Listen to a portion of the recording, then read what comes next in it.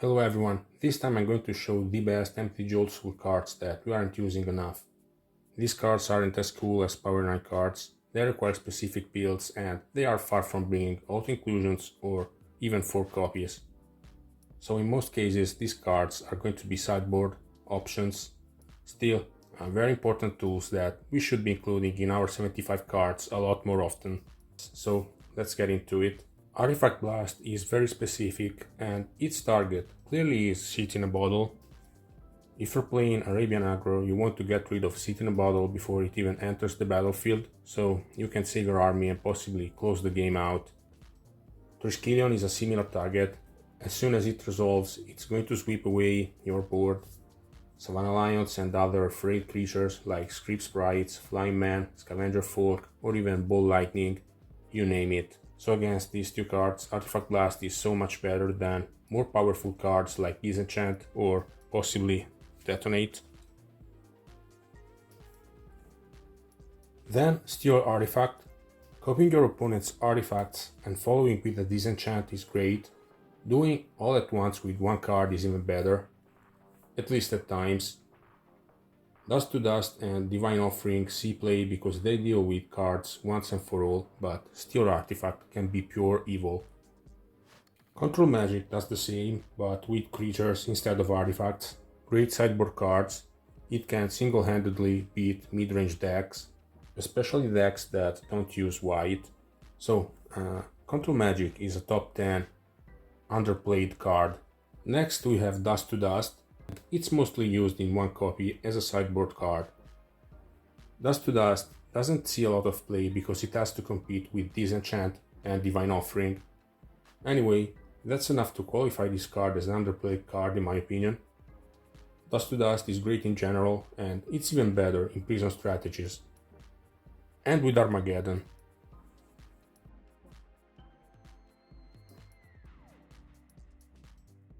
Then Nether Void. This card is the final nail in the coffin for your opponent if you're playing a land destruction deck. This way you're going to lock your opponent.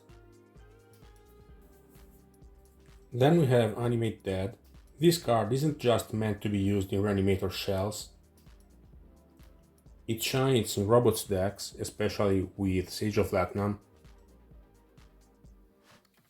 Animate Dead is fantastic against end disruption and removal heavy decks, especially non-white, unless you have Sacrifice Engines.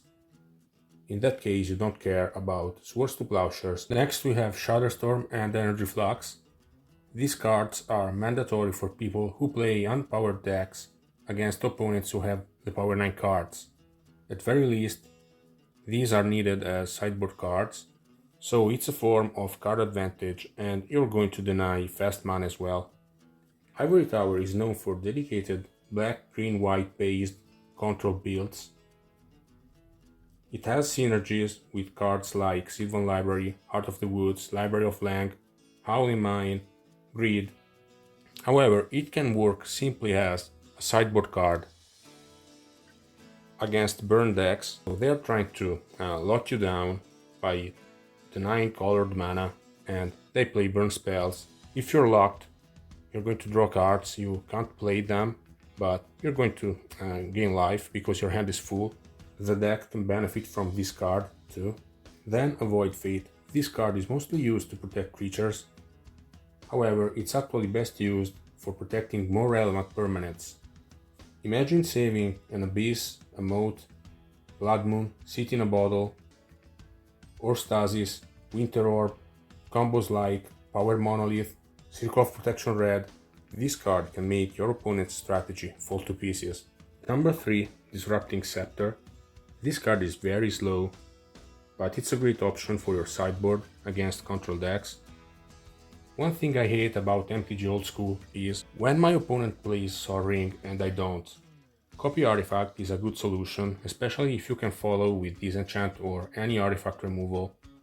If you're playing Suchi and possibly Triskelion, this card is an auto-inclusion in your deck, but even if you don't play the full package or any artifact creature at all, Copy Artifact is worth considering because there are so many good artifacts around and you need just a little bit of your own to justify playing one copy. Finally, Spell Blast. This is a card I've been recently playing with and against, and I love it. Best use is to protect your creatures from Swords to Plowshares and Ballads. You can do that with just one blue mana instead of two. So this card is like having a main deck blue or red elemental blast for white cards. Or at least that's as close as you can possibly get. Spell Blast counters Moxies and Black Lotus for just one blue mana, which is very unique. I remember people going crazy over Force Spike back then. Well, this is much better. People also loved Arcane Denial back then because it was splashable. Spell Blast was the first splashable counter magic, along with Power Sync, which requires context. So these are the cards that I wanted to highlight today. Let me know which cards you like to play and other people just don't, for whatever reason. Thanks for watching.